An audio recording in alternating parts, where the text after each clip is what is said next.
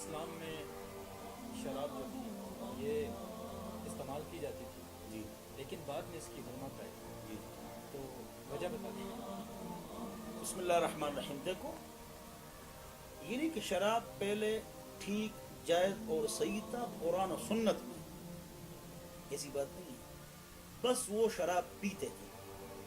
اب ان کو اللہ نے روکنا ہے، نبی علیہ السلام کی زبان سے تو کس طرح روکنا ہے؟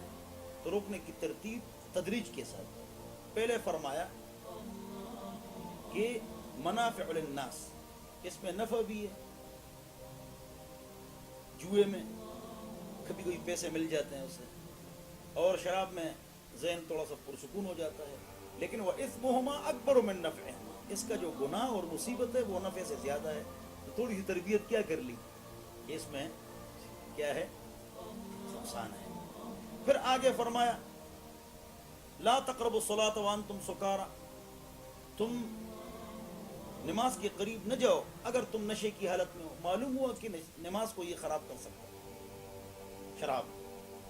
پھر ایسا موقع آیا جب لوگوں کی ذہن سازی ہو گئی، انما الخمر والمیسر والانصاب والازلام رجس من عمل الشیطان، یہ گن ہے، گن، گن کہا، گن فرما فجتنبوا، اس سے بچو، رجسن، گن ہے، اور شیطان تمہارے درمیان تفرقہ ڈالتا ہے، تو ترتیب سے اس کو منع کیا گیا۔ لوگ پیتے تھے، ترتیب سے منع، یہ نہیں کہ حلال تھی، جائز تھی اور قرآن و حدیث سے جائز تھی، ایسی بات نہیں، بلکہ یہ ترتیب سے اس سے منع کیا گیا۔ جس طرح پردے کا حکم ہے 18 سال بعد ترتیب سے، تدریج سے تربیت ہو رہی تھی، ایمانی، روحانی۔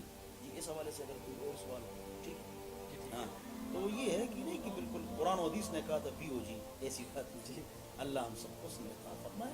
اور اس میں تو باقاعدہ یہ کافر جو اللہ کو نہیں مانتے ہیں، اہل کتاب نہیں، جو اللہ کو، وہ بھی کہتے ہیں شراب غلط ہے، کیوں وہ جو جاد اڑاتے ہیں ان کو نہیں دیتے ہیں؟ اس طرح ایئر ہوسٹس یا جو مرد وہاں ہوتے ہیں یا جہاز چلانے والے ہوتے ہیں، تو وہ کیوں نہیں پیتے؟ ان کو پتہ ہے اس میں گڑبڑ ہے۔ اللہ ہم سب کو سمجھتا ہے۔